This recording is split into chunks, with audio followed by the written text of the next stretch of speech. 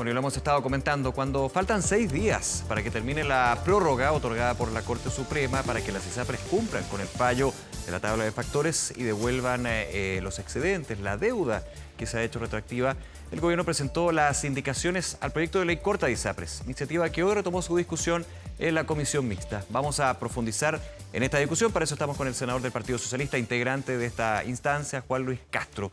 Senador, gracias por acompañarnos. ¿Qué tal? Encantado, Nicolás, gusto saludarle. ¿Qué impide un acuerdo? Porque yo estaba escuchando declaraciones suyas en la sede del Congreso Nacional en Santiago de que aquí hay un proyecto que va a salir reguleque, que se puede despachar en días, pero que la idea es que se despache bien. ¿Qué está impidiendo un acuerdo? Que finalmente ahora vemos que la oposición podría votar en contra, no hay claridad en el oficialismo.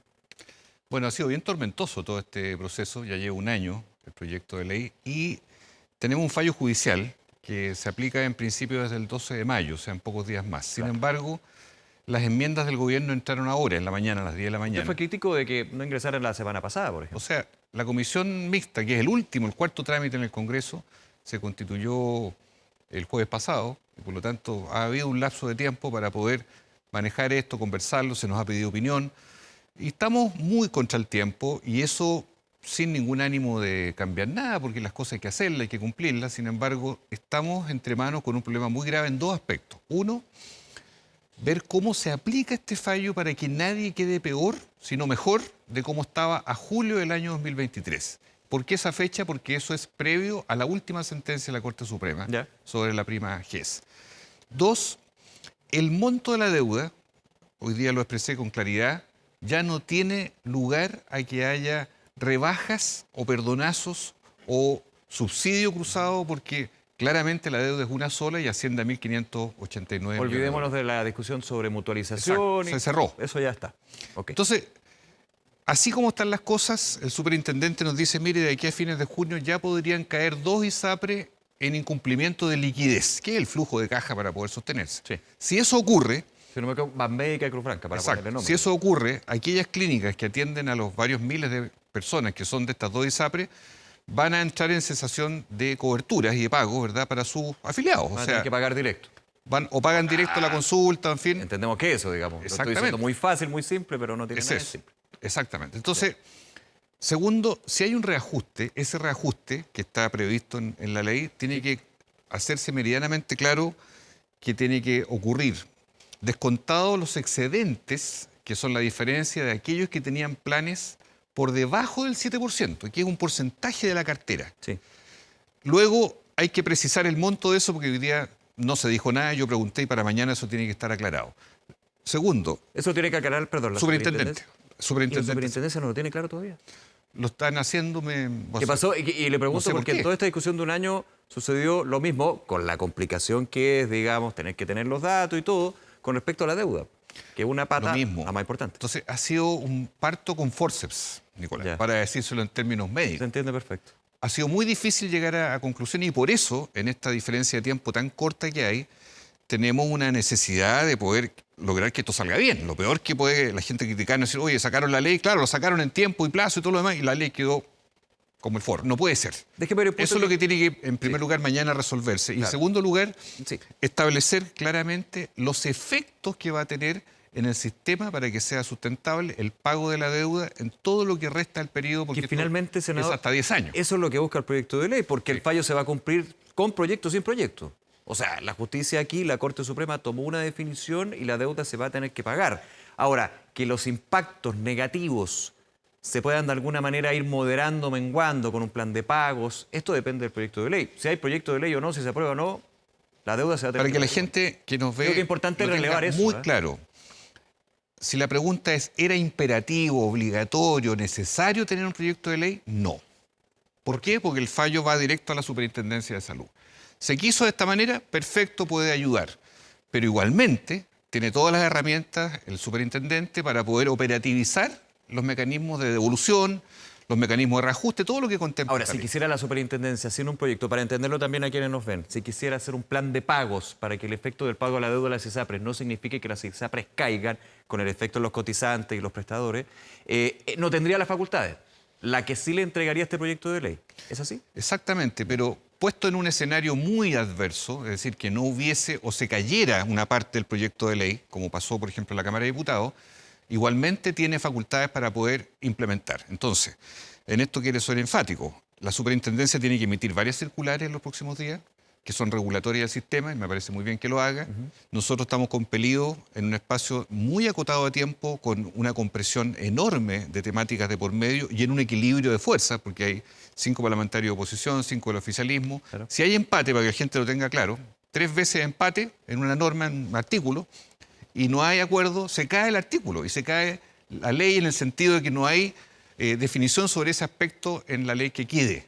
No puede quedar un chasis sin motor, para decirlo en buen castellano. Lo lógico es que esto camine de forma totalmente armónica y que no haya contradicción entre las normas legales. Ahora, ¿qué le digo yo a las personas? Las personas que hoy día están en el sistema ISAPRE, 2,7 millones, deben esperar a que esto culmine, o sea, dentro de muy poco, dentro de este mes, para saber qué hacer. Porque hay mucha gente que consulta, me muevo, me quedo, acepto lo que está. Si puedo moverme. Todavía no es el minuto de tomar una decisión. FONASA podrá absorber, digamos, esta fuga que ya se ha dado. Y FONASA, que es el que tiene el 80% de la población, le hemos pedido hoy que tome providencias, que tome resguardo, porque si cae alguna de las ISAPRE que están apuntadas con el dedo para dentro de muy poco, ¿cómo va a soportar, o dar soporte, mejor dicho, dar soporte FONASA a esas clínicas que dejen de atender por esa ISAPRE y por lo tanto esos pacientes quedan a la intemperie? Y ni siquiera hemos hablado de las propias ISAPRE, digamos, de la empresa, de la aseguradora de salud privada. Sin tocar eso siquiera, sino más bien el efecto de réplica multiplicador que tiene hacia los 6 millones de personas que son FONASA y que se atienden en clínicas privadas. ¿Se demoró mucho el oficialismo, senador, y el gobierno llegar a ese punto en términos de considerar de que aquí no solamente estamos hablando de las empresas, sino una serie de actores que se pueden ver afectados? Sí. ¿El propio Fondo Nacional de Salud Público también? Yo creo que el gobierno ha tenido un planteamiento del cual yo coincido y lo comparto en gran parte, en el sentido de que aquí, si hay una ley, tiene que ser para buscar un equilibrio entre los derechos de las personas que deben verse beneficiadas y no encarecidas en su precio de plan, y eso es lo que esperamos por la mañana que se aclare por la superintendencia, y 2, para que exista un sistema, porque en un no sistema, o en el colapso del sistema, no hay pago de nada, hay quiebra, hay una situación de intervención y hay migración forzada a FONASA, forzada. El año pasado la migración fue 360.000 de ISAPRE a FONASA. La mayoría jóvenes, menores de 35, porque eran sanos, no usaban el plan, se sentían apaleados por su... Con un seguro complementario puede elevar, digamos, la situación. Por eso. Pero ¿qué pasa con...? Los cautivos. Los cautivos son los enfermos, los crónicos, los que tienen cáncer, los que han tenido cáncer, los que consumen medicamentos de alto costo.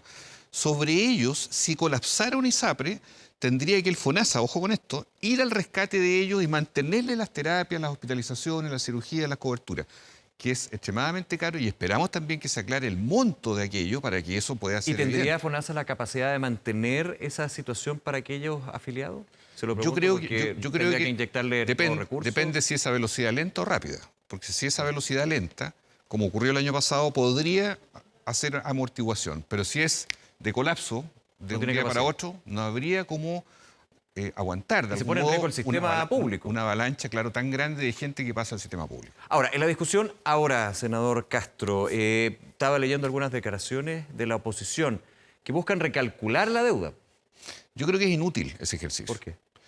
Porque, mire, en la vida las deudas son las deudas y las deudas están objetivizadas. No es la deuda que quiere el que tiene que pagar, que de hecho, la actualizó la superintendencia la semana pasada. Por eso le digo. Aumentó, y era esperable que aumentara. Yo fui el que más insistí en que se transparentara ese monto está ahí. El gobierno ha dicho que no va a hacer mutualización, nosotros la ganamos. ¿Y por qué la oposición insiste en pedir un recálculo? Yo pienso, y lo dije hoy día, que lo más lógico, más que quedar pegado en el tema del monto de la deuda, miremos el flujo financiero. Pero, o sea, es lo mismo que yo le digo a usted debe 100 millones, pero y tiene que pagarlo mañana. Menos, imposible. A que yo le diga tiene 10 años para pagarlo, y lo acredito. ¿Cómo? Son velocidades diferentes. Que parte de las indicaciones, que ya se había comentado, parte de las indicaciones con la salvedad de que hay un grupo, especialmente adulto mayor, donde a cierta edad está la posibilidad de que se le tenga que pagar esa deuda en 2 años.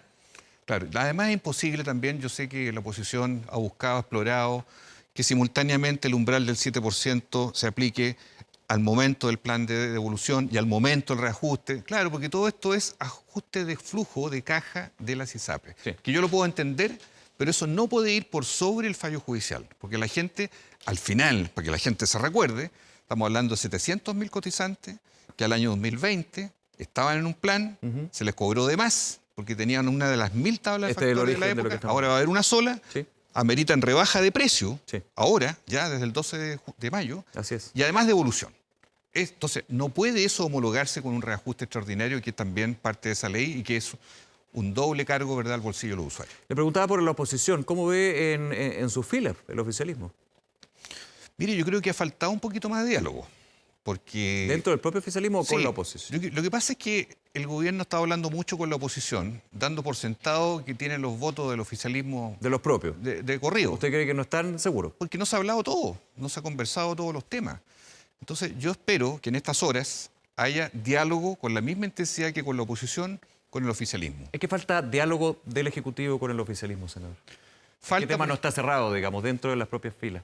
Yo creo que todo lo que es el mismo plan de devolución y el reajuste extraordinario y las condiciones en que se aplica el plan de deuda, lo que tiene que afinarse de mejor manera. Porque salen, por ejemplo, ideas que son un error, como la que se planteó hoy día en una entrevista en el diario La Tercera, un senador de oposición, que dice hemos conseguido que se homologue simultáneamente la aplicación del reajuste con la aplicación del plan de deuda. Senador Y no es Gaona, así. si no me equivoco. Pero es que eso no está en las indicaciones, no está en el texto, no está en ninguna parte. A lo mejor fue una negociación que sostuvieron.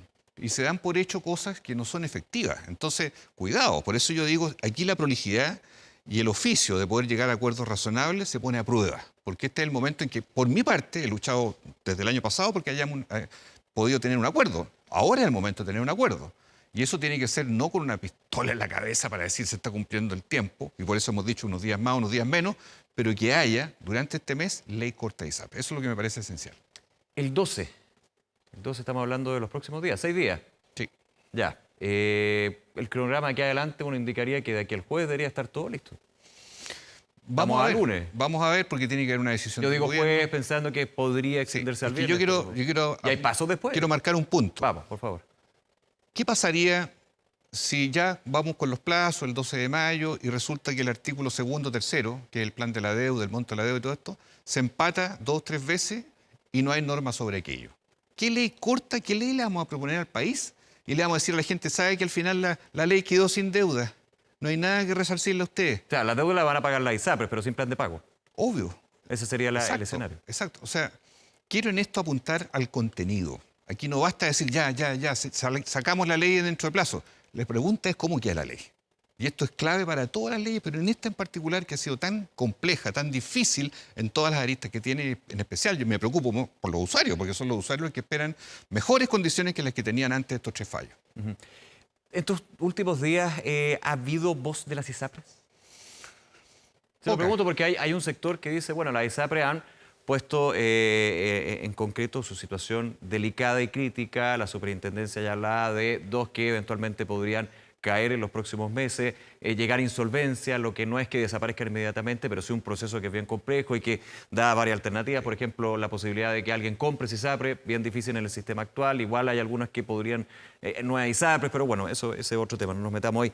En ese sentido, con el poco tiempo que queda, con la discusión que ha tomado un año, pero con las situaciones que se ven medio irreconciliables, digamos, ¿cómo ve usted lo que podría suceder, pero por sobre todo en todo este recorrido que ha tenido la discusión? No sé si me entiende. Lo más importante, Nicolás, es que el modelo de negocio que han tenido las ISAPRES por más de 40 años cambie. Ya. Porque ¿qué sacamos nosotros en el Congreso a hacer un arreglo financiero? Perdón, ya ahora me acordé lo que le quería preguntar. Sí. La voz de las ISAPRES hoy, porque las ISAPRES han dicho, estamos mal, estamos cerca de la quiebra, esta deuda no la podemos pagar, con mutualización o sin mutualización decían que no podían. Ellos son muy apocalípticos en sus declaraciones. Pero también en realistas, dicen. En las reuniones son menos catastrofistas que en las declaraciones, para dejarlo con claridad. Ahora, yo creo que a esta altura, la voz de ellos que se ha escuchado por más de un año y lo dicen, ya está dicha, ya está clara. A ellos, ni con ley, ni sin ley, la verdad es que prácticamente dan por perdido el escenario. Yo no creo que sea tan así. Yo por eso apuesto a la ley, pero apuesto a una ley buena, una ley que le haga sentido a la gente, que diga exactamente cómo se cumplen esos fallos y que ojalá el sistema no tenga ninguna de las 2 ISAPRES o 3 o 4 que estén a la vista que puedan caer. Y para eso tiene que dar reforma al sistema. Fíjese que este es el único país de la OECD que tiene un 7% de cotización de salud y sobre eso tiene un sistema de ISAPRE que discrimina por sexo, por edad y por enfermedad. Sí. Esto no existe en el club que estamos en los países en vía de desarrollo. Hoy, ¿cómo es la ley? ¿Buena? más o menos buena. ¿Cómo Es está un con las nuevas avance. indicaciones, digamos? Es un avance. ¿Cómo la ve usted? Es un avance. Si esta misma ley con las indicaciones, le voy a poner un escenario hipotético, se vota y finalmente se despacha, ¿cómo están las indicaciones, cómo está la ley hoy? Debiera ayudar. Debiera. Debiera ayudar a clarificar. ¿Por qué debiera? Debiera porque Digo, ¿por qué todavía, el condicional? porque todavía faltan claridad y certeza que nos tienen que expresar mañana en la mañana el regulador, la superintendencia. superintendencia. Claro. Por ejemplo, los escenarios que conversábamos, de cómo impacta el reajuste del 10%, cómo va a quedar la gente comparado con julio del año 2023, cuánto afectan los excedentes o no a la gente que tiene precios por debajo del 7%. Yo sé que esto es súper engorroso, que la gente no entra en el detalle. Pero este es el centro, digamos, de pero, la discusión. Pero es porque el sistema se hizo engorroso desde el principio, Nicolás. Hace 40 años que esto se hizo para que nadie lo Bueno, usted entendiera. la cantidad de planes que existían Por eran eso. sobre 6.000. Por eso, entonces Lo que esto me no preocupa. es una disquisición, una cosa. No, eso tiene que ser aclarado. Por eso la ley debiera ser un paso adelante y eso va a depender de lo que ocurra en las próximas horas. Ahora, yo le preguntaba por los distintos actores, los parlamentarios, por el Ejecutivo, el regulador en este caso. ¿Por qué le pregunto por el regulador? Usted dice, faltan aclarar ciertas dudas, ciertos datos, ciertos Escenarios. escenarios, que eso es clave. La pregunta, uno desde la ignorancia, digamos aquí, el espacio periodista que pregunta, ¿usted qué sabe? ¿Podían ya proyectarse esos escenarios antes? ¿La Sí. superintendencia podía hacerlo? ¿Por qué no lo ha hecho? ¿Los tiene? ¿Los va a presentar mañana, ya recién martes? Por eso le decía yo que este era un parto difícil de entender. O sea, pero que con todos los actores, desde la matrona, desde el obstetra, desde la madre, el padre. En este caso, yo creo que todo lo que corresponde a una ley que dé certeza va a colaborar a definir qué va a pasar. Porque lo peor que puede suceder es que aprobada una ley, aprobada una trampa, como se dice en Echa la ley, echa la trampa. en términos coloquiales, Sí, yo lo entiendo. porque había fisuras, intersticios donde nadie advirtió, nadie dijo, nadie calculó. No puede ser. O sea, yo en eso soy extremadamente riguroso. Pesado a rato, pero esto tiene que aclararse porque debió haberse aclarado. Si usted me pregunta a mí, Nicolás, yo creo que esto debe haber estado mucho más nítido, ¿verdad?, antes de estar en la recta final. Pero ya estamos en esto y yo quiero cumplir con los tiempos y formas, pero bien hecho. No a medias, no a tontas y a locas, no precipitadamente, porque son 2,7 millones de personas de ISAPRE y otras 6 de FONASA que están en juego. Senador Juan Luis Castro, gracias por tomarse el tiempo de venir a hablar con nosotros. Vamos a estar hablando los próximos días. Todo el éxito ahí con las negociaciones. Muchas gracias. Que esté muy bien, un Hasta gusto. pronto.